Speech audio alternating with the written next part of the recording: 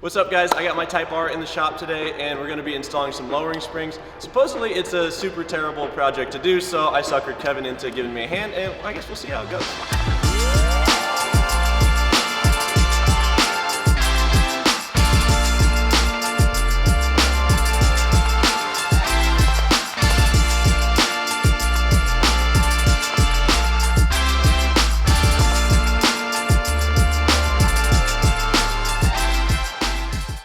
Sexy Brembos.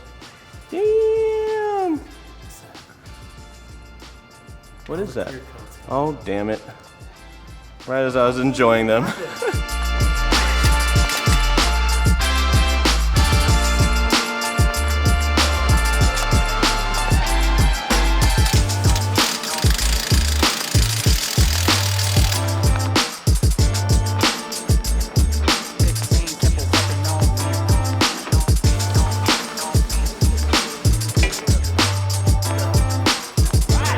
These are the rears that we just got out of the car, and so we're going to transfer over the rubber parts to the new spoon springs, and I don't think it's really going to be that much of a drop. It says online it's like 20 millimeters, so it's not a huge drop, but it also should keep the ride quality pretty nice, so I'm excited to get these in the car.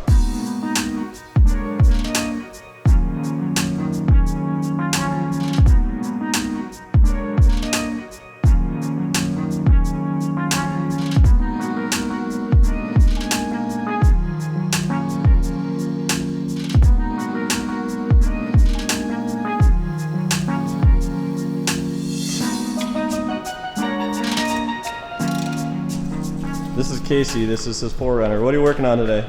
I put the front runner ladder on the back, and then I gotta push the fender liner, and I gotta take the mud flaps off because I'm going to 285 7017s. Those are some meaty tires. Yeah, this should be good. Nice. And Casey's got an awesome overland rig. He's definitely done a pretty cool build on this 4Runner. Got both springs installed on the rear, so now we can move to the front of the car, which is a little bit more work because we have to take the strut out. Spring is on the strut, so there's also, you know, brake lines and electronics that we need to remove, as well as the shields and such on the bottoms.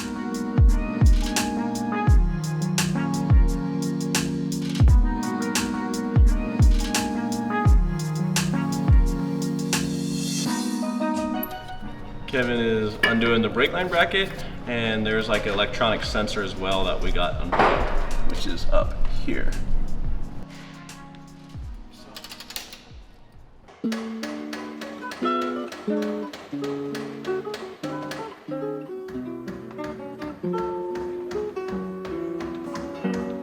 So maybe I spoke too soon when I said this project was going really well. We actually finally hit our first roadblock, which is having the strut get stuck to the hub. So we're whacking it with the BFH now. Hopefully that gets the job done.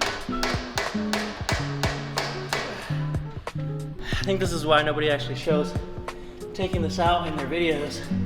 This kind of sucks.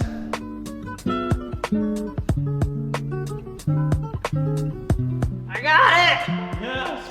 Ah! Fuck this! Why do we like working on cars?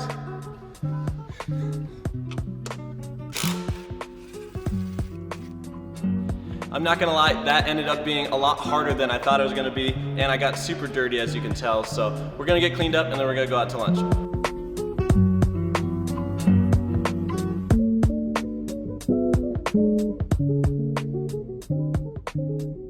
We're gonna cut off this last little piece of the bump stop just so that we don't hit the bump stops when we're driving. I'm not sure if you need to do this with the spoon springs. I know you do with the Swift springs, but I'm gonna do it anyway just in case.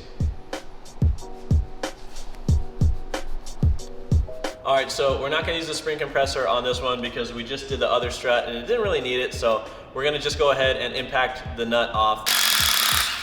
See, you're all good. Wasn't so bad.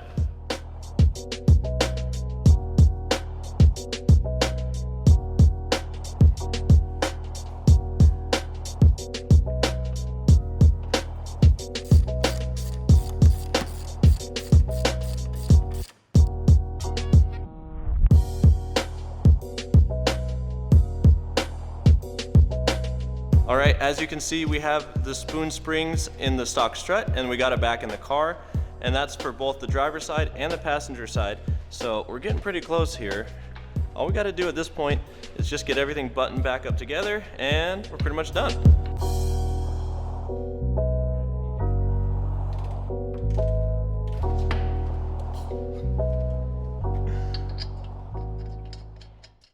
Moment of truth, baby. Let's see. Was all the work worth it?